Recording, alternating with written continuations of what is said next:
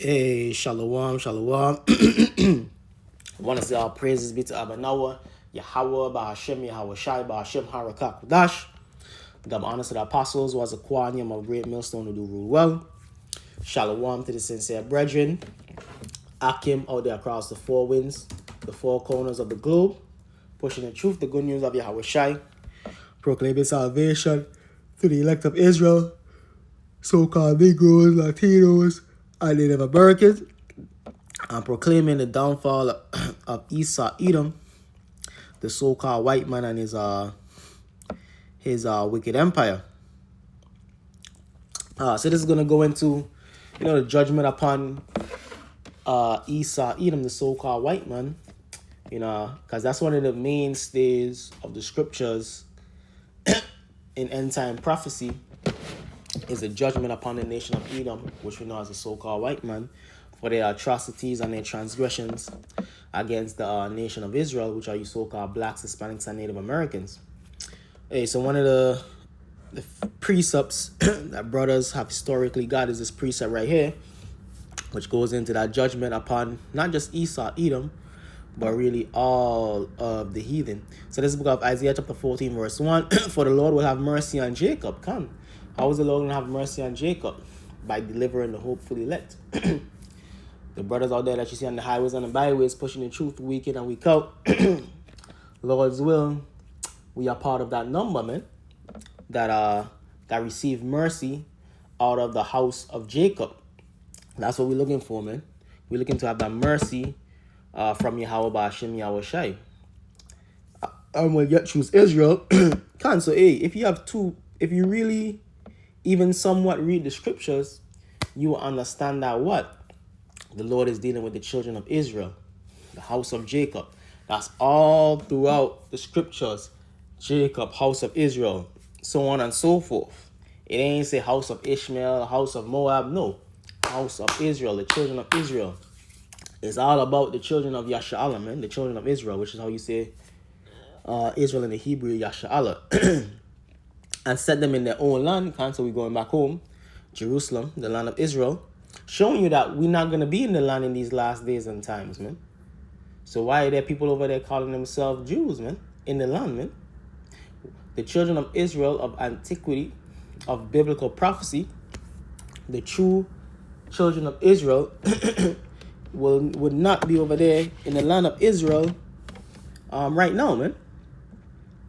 And the strangers shall be joined with them, and they shall cleave to the house of Jacob. The strangers, in this case, is talking about Israelite foreigners, which we all basically became Israelite foreigners.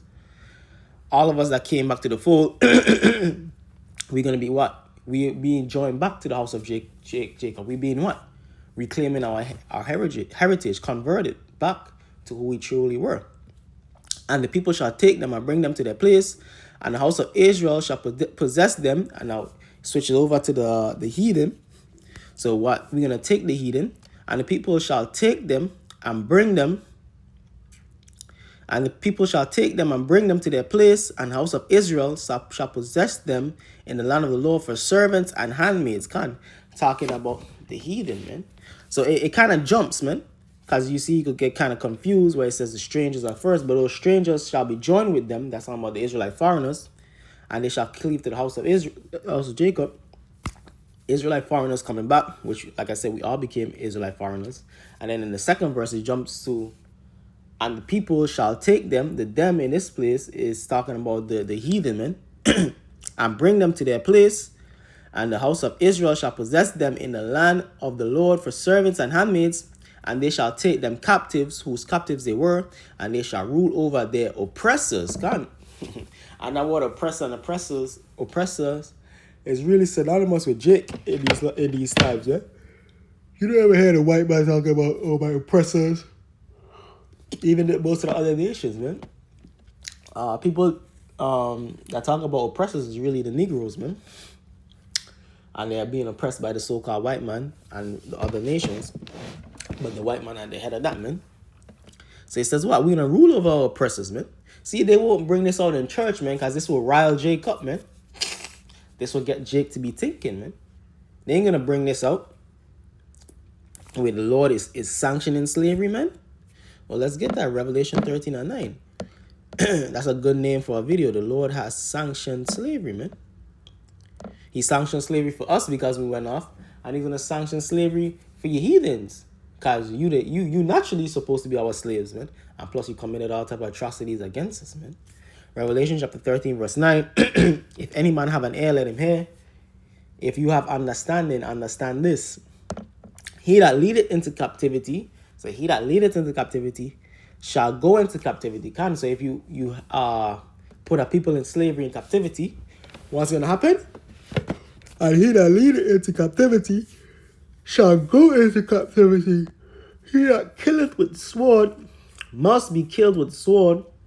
Here is the patience and faith of the saints. So that's what we're patiently waiting for.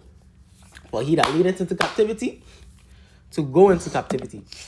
He that killeth with the sword, to be killed with the sword. That's what we're waiting for, man.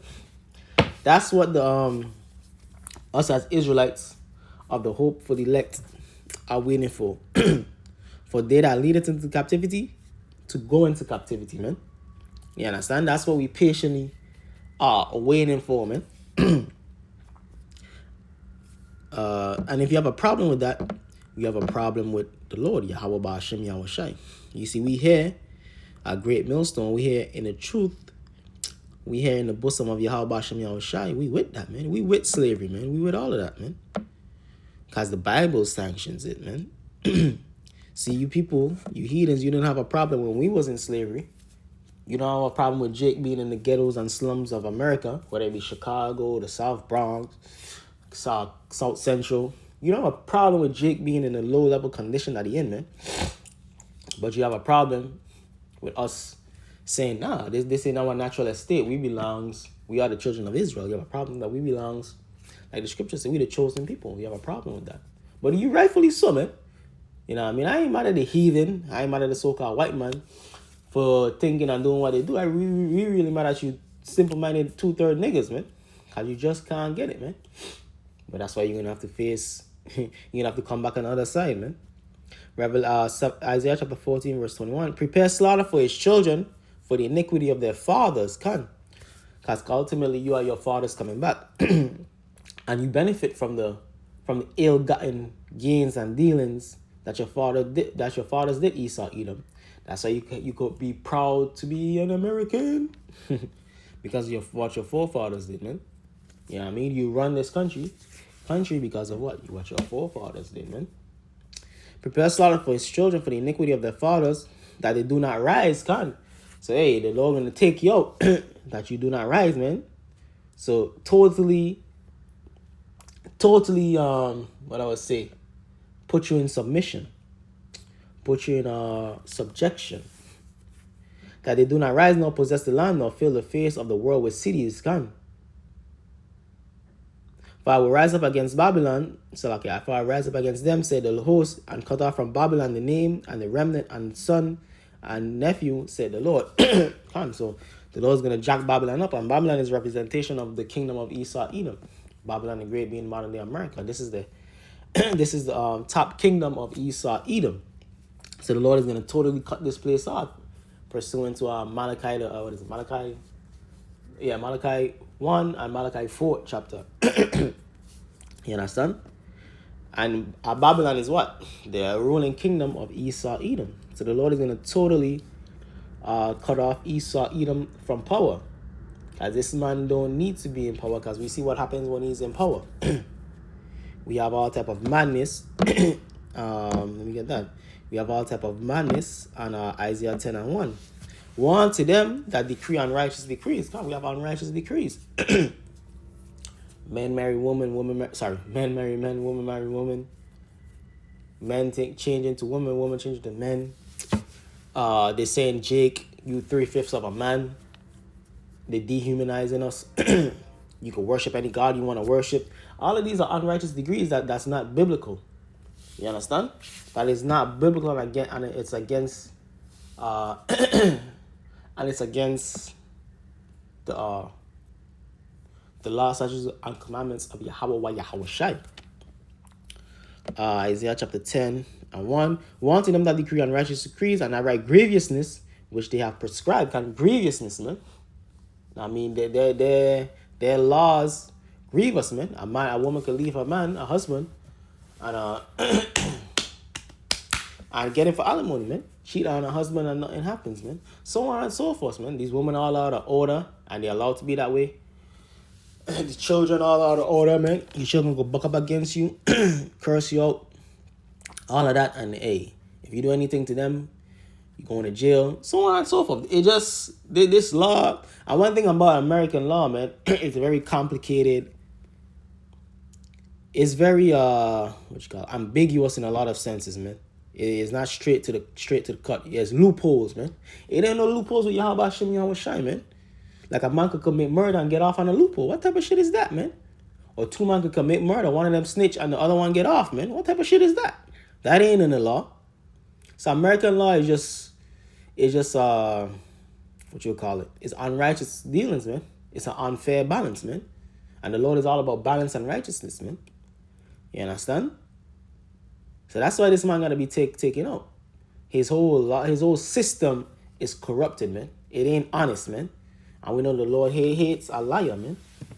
The Lord hates a liar. This system is all based upon lies, trickery, advantage, oppression, so on and so forth. So that's why the Lord is going to take out this system, take out this man, and take out this system, man. This book of Nahum, chapter 1, verse 3. Probably close it out with this. The Lord is slow to anger and great in power. I will not at all acquit the wicked. Can. So Esau, Edom, you're not getting off, man. You're not getting off, man. The Lord has a judgment in store for you, and it's cooking up as we speak. The Lord had his way in the whirlwind and in the storm, and the clouds are the dust of his feet. So the Lord's going to bring great judgment upon this place, like a whirlwind and a storm. Understand?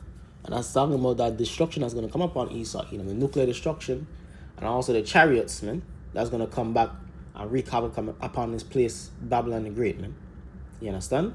So, hey, don't worry, brothers and sisters. Hey, we're going to get our just due, man. Because the Lord is a man of a fair balance and justice. And, hey, in order for justice to happen, Esau, Edom, the so-called white man, has to pay the piper, man. He has to go into captivity. He that leadeth into captivity shall go into captivity, thus saith the Lord.